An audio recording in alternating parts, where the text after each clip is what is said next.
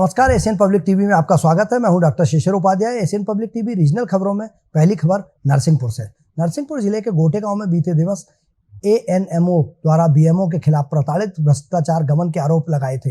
इसके साथ बीएमओ बदले जाने की मांग की थी। इसके संबंध में आज अनुविभागीय अधिकारी एसडीएम श्रीमती देवंती पर्ते ने निरीक्षण के दौरान एएनएमओ की अध्यक्ष श्रीमती प्रतिमा राय के कथन लिए एवं बीएमओ डॉक्टर एस ध्रुवे द्वारा चलाई जा रही मनमानी, लापरवाही, अनियमितताओं एवं प्रताड़ित करने को लेकर हटाए जाने की मांग एसडीएम महोदया को रखी। वहीं इस पूरे मामले में एसडीएम श्रीमती देवंती पर्ते ने कहा कि आपके द्वारा दिए गए कथन ले लिए गए हैं। नरसिंहपुर से आशीष साहू की रिपोर्ट। बैतूल जिले के चिचौली थाना क्षेत्र के NH-47 4 लेन के चूना जोड़ पर ट्रक की टक्कर से मोटरसाइकिल सवार दो ग्रामीणों के आने से दोनों की दर्दनाक मौत हो गई। चिचौली साप्ताहिक बाजार करने आए कर वापस घर जाते समय देर शाम को चिरोटिया निवासी देवदीन पाटिल और सुखनंद धागड़े अपनी मोटरसाइकिल से घर जाते समय चूना हजूरी जोड़ पर सामने से आ रहे टैंकर ट्रक से सीधी टक्कर मार दी। यह दोनों को कुचल दिया। ट्रक का पहिया उनके ऊपर से गुजर गया, जिसमें दोनों की घटना स्थल पर ही दर्दनाक मौत हो गई। बैतूल से सुरेंद्र बामने की रिपोर्ट। नर्मदापुरम के सिद्धपुर तहसील के अंतर्गत आने वाले ग्राम बिसोनी कला में नहर का पानी नहीं पहुंचने के चलते किसानों की मूंग की फसल खराब होने लगी है।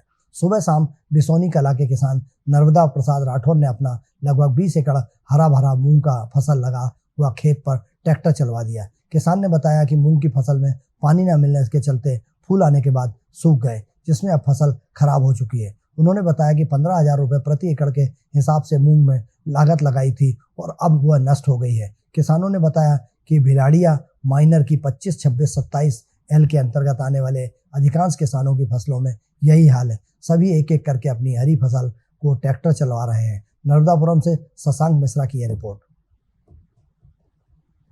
राजगढ़ पत्रकार परिषद राजगढ़ के तत्वाधान में भारत के आदि पत्रकार देव ऋषि नारद मुनि की जयंती पर स्थानीय शिवानी होटल में पत्रकारों का एक कार्यक्रम आयोजित हुआ। इस कार्यक्रम की अध्यक्षता ब्यावरा के वरिष्ठ पत्रकार श्याम चौरसिया ने की। कार्यक्रम के मुख्य अतिथि हरिभूमि अखबार के संपादक नीरज पांडे ने की और कार्यक्रम को प्रज्ञा प्रवाह के प्रांत संयोजक एवं पूर्व जनसंपर्क अधिकारी लजपत आहूजा ने मुख्य वक्ता के रूप में संबोधित किया। राजगढ़ से इमरान अंसारी की रिपोर्ट। मध्य प्रदेश की राजधानी भोपाल में जारी मेट्रो लाइन के पहले फेज का कार्य लगभग पूरा हो गया है। मेट्रो प्रशासन निर्माणाधीन लाइन पर 60 किलोमीटर की स्पीड से ट्रेन का ट्रायल भी ले चुका है। अब मेट्रो प्रशासन कमर्शियल रन की तैयारी में है। वहीं पहले फेज के बाद अब मेट्रो प्रशासन ने दूसरे फेज की तैयारी शुरू कर दी है। इसके लिए मिट्टी की टेस्टिंग शुरू कर दी गई है। दूसरे फेज में सुभाष नगर से करोद तक मेट्रो लाइन डाली जाएगी, जिसमें करीब 1540 करोड़ रुपए का खर्च आएगा। मेट्रो प्रशासन के अनुसार सुभाष नगर से करोद तक करीब 8.77 किलोमीटर तक लाइन डाली जाएगी, जिसमें से करीब 3.39 किलोमीटर तक अंडरग्राउंड लाइन होगी। इस रूट पर करीब 95% सरकारी जमीन है, बाकी जमीन प्राइवेट लैंड के हिस्से में आएगी। इसको लेकर मेट्रो प्रशासन के एमडी ने भोपाल कलेक्टर और निगम कमिश्नर से चर्चा की है। जबलपुर रिश्तेदारों को छोड़कर वापस अपने गांव आ रहे कृष्ण कुमार शर्मा की कार में अचानक ही भीषण आग लग गई।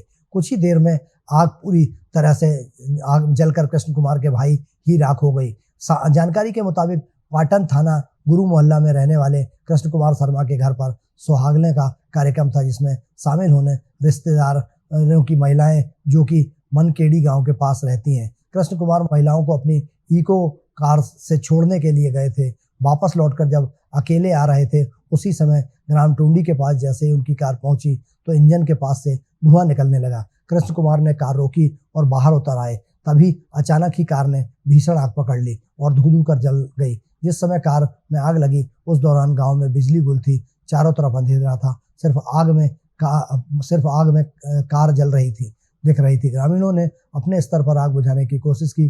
थोड़ी देर बाद जब लाइट आई तो ग्रामीणों ने पाइप से कार तक पानी पहुंचाया। तब तक कार पूरी तरह से जल चुकी थी।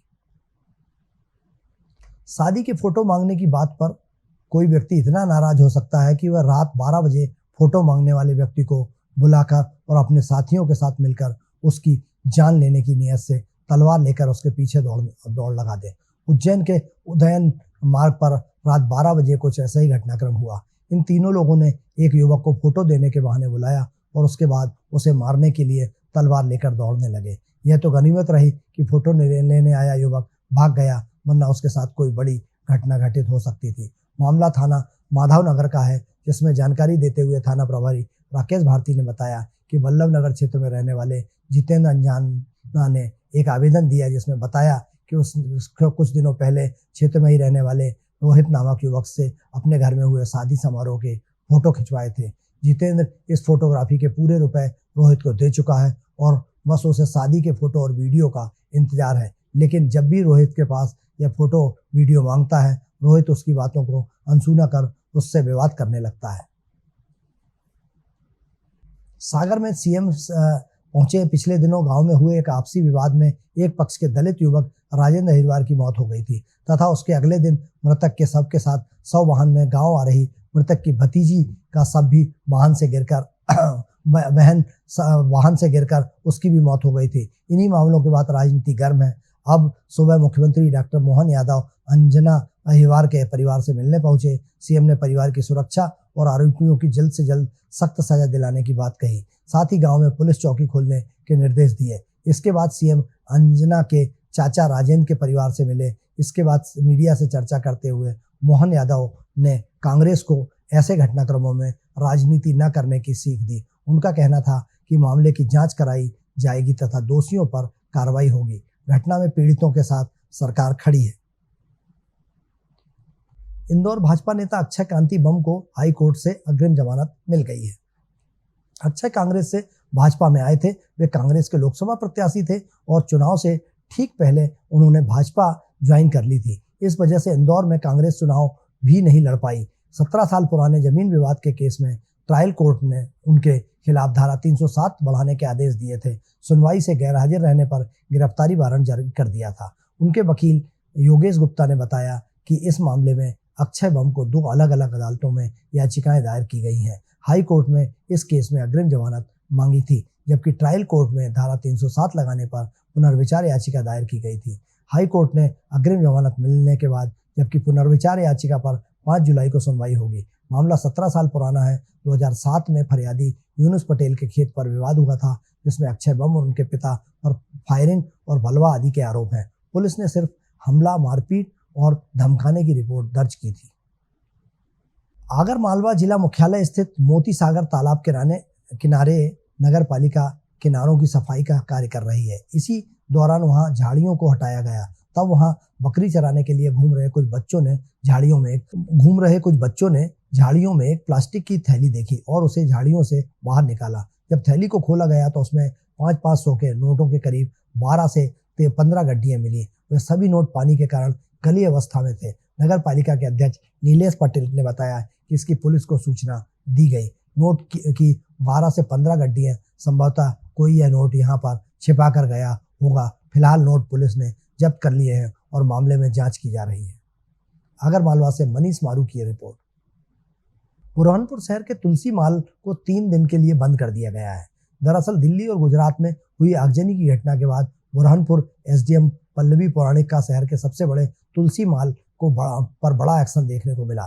एसडीएम ने रियलिटी चेक करते हुए माल की पूरी कमियां सामने आई। एसडीएम ने माल मैनेजर को फटकार लगाई। आग बुझाने के फायर एक्सपायर निकले और एमपीवी की एनओसी, सेफ्टी सर्टिफिकेट और लिफ्ट के सुरक्षा मापदंडों में भी कमियां पाई गई। इसके बाद एसडीएम पल्लवी पौराणिक ने 3 दिन के लिए पूरे माल को बंद करवा दिया है और जब तक कमियां पूरी नहीं की जाती हैं तब तक माल को बंद रखने के निर्देश दिए हैं। बुरहानपुर से राजू सिंह राठौर की रिपोर्ट। नरसिंहपुर जिले में एमपीईबी के असिस्टेंट इंजीनियर ने बिल कम करने के लिए किसान से 10,000 रुपए की रिश्वत मांगी थी। इसकी शिकायत किसान ने लोकायुक्त में की और पुलिस लोकायुक्त ने नरसिंहपुर के ग्रामीण एई को रिश्वत लेते हुए रंगे हाथों पकड़ा। नरसिंहपुर विद्युत विभाग के ग्रामीण असिस्टेंट इंजीनियर नागेंद्र सिंह ने मगरधा निवासी केदार पटेल के बिल कम करने के एवज में 10,000 रुपए रिश्वत की मांग की थी। नरसिंहपुर से आशीष साहू की रिपोर्ट। बुरहानपुर जिले में पिछले दिनों आए आंधी तूफान से बुरहानपुर जिले के ग्रामीण क्षेत्रों में काफी नुकसान हुआ है। केले की फसल पूरी तरह बर्बाद हो चुकी है। अब सही सर्वे और मुआवजे की मांग को लेकर पूर्व केंद्रीय मंत्री अरुण यादव के नेतृत्व में कांग्रेस सहित किसान पहुंचे कलेक्ट्रेट कार्यालय। जहां ज्ञापन के माध्यम से मांग की है कि 3 लाख रुपए प्रति हेक्टेयर मुआवजा दिया जाए। वहीं बिजली भी पर्याप्त दी जाए, साथ ही बीमा योजना का भी लाभ किसानों को तत्काल दिया जाए। वहीं ग्रामीण क्षेत्रों में घूम रही सर्वे टीम द्वारा निष्पक्ष और ईमानदारी के साथ किसानों के नुकसान का सर्वे किया जाए, ताकि किसानों को बर्बाद फसलों का सही और उचित मुआवजा मिल सके। इन्हीं मांगों को लेकर ज्ञापन सौंपा गया। बुरहानपुर से राजू सिंह राठौर की यह रिपोर्ट। छिंदवाड़ा जिले में दिल दहला देने वाली घटना सामने आई है। आदिवासी बहुल क्षेत्र के थाना महुलझिरी अंतर्गत ग्राम बोदल कछार में एक आदिवासी परिवार के 8 लोगों की सामूहिक हत्या कर दी गई। परिवार के ही युवक ने कुल्हाड़ी मारकर इन लोगों की हत्या की और इसके बाद फांसी लगाकर स्वयं भी ये लीला समाप्त कर ली। युवक का शव घर के कुछ ही दूर पर एक पेड़ पर फंदे पर लटका हुआ मिला।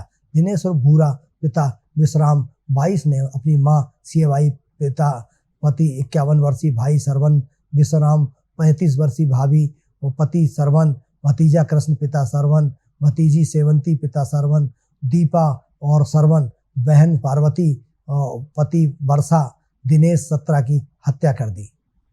हादसे में ताऊ का लड़का 12 वर्षीय यीशु घायल हो गया। वो किसी तरह जान बचाकर भागा। हत्या के बाद आरोपी ने गांव के बाहर फांसी लगाकर सुसाइड कर लिया। इस वारदात के बाद गांव में हड़कंप मच गया। एशियन पब्लिक टीवी पर खबरों का सिलसिला जारी है। आप बने रहिए एशियन पब्लिक टीवी पर। मुझे दीजिए इजाजत। नमस्कार।